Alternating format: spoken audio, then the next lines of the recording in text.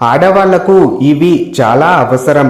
అరికాలులో కాటుక కానీ లేదా ఒక చుక్క కొబ్బరి నూనె కానీ రాసుకుంటే నెగటివ్ ఎనర్జీ మీ వెంట రాదు.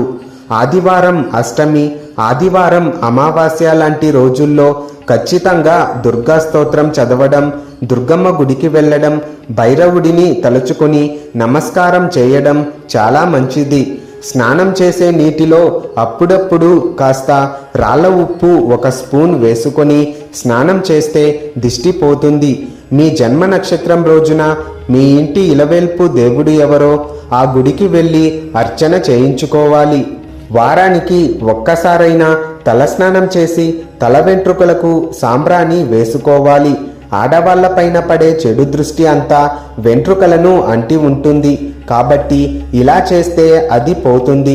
ఉదయం లేవగానే 21 సార్లు ఓం గం గణపతియే నమః అని తలచుకొని పడక దిగాలి.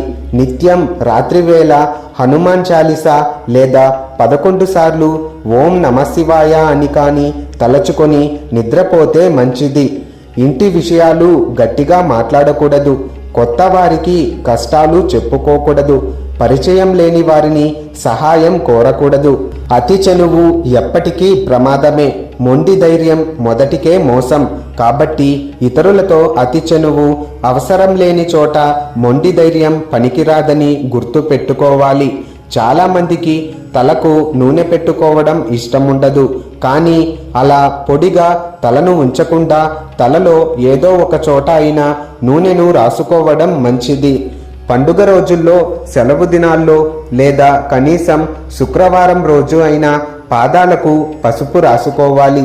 మంగళవారం రోజు ముఖానికి పసుపు రాసుకుంటే చెడు దృష్టి పడదు. కుటుంబ సభ్యుల దగ్గర కష్టాన్ని దాచకూడదు. అలాగే భర్త దగ్గర రహస్యాలని దాచకూడదు.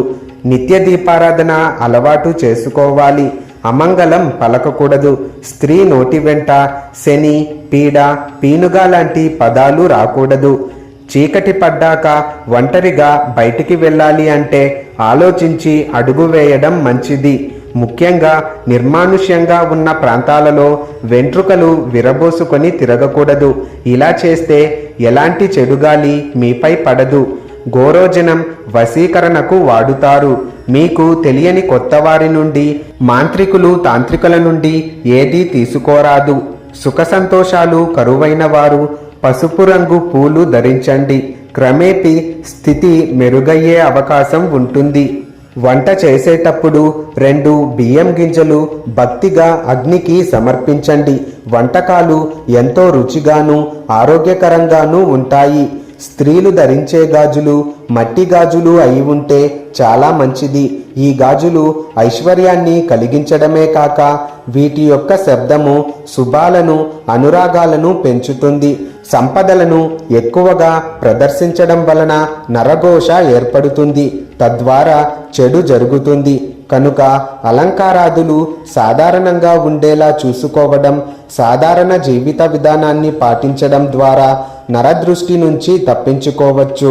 అప్పుల బాధ ఎక్కువగా ఉంటే తెలుపు పూలు ధరించడం వలన రుణ బాధలు తగ్గుతాయి. పాజిటివ్ ఎనర్జీ పెరుగుతుంది. పెళ్లి చూపులప్పుడు ఎరుపు పూలు, పసుపు పూలు కలిపి మాల కట్టి ధరించండి. వివాహం విషయంలో కన్యలకు ఎంతో శుభకరంగా ఫలితాలొస్తాయి. భర్త బయటకు వెళ్ళేటప్పుడు షర్టు వేసుకుంటే గుండీలు మీరు పెట్టండి. మీ కుడి చేతిని తాకి వెళ్ళమనండి. భర్తకు ఆ రోజు సంపాదన, విజయము, సంతోషము అన్నీ వెంట ఉంటాయి. మీ మధ్య అనురాగము బలపడుతుంది. ఓం దం దుర్గాయే నమః అని నిరంతరం జపించుకుంటూ ఉండండి. మనసులో నిరంతరం రామనామ జపం లేదా మీ ఇలవేల్పు, ఇష్టమైన దైవం ఇలా ఎవరినైనా మనసులో మననం చేసుకుంటూ ఉంటే మీకు రక్షణ కలుగుతుంది. ధన్యవాదాలు. వీడియో నచ్చితే ఒక లైక్ కొట్టి అందరికీ షేర్ చేయండి.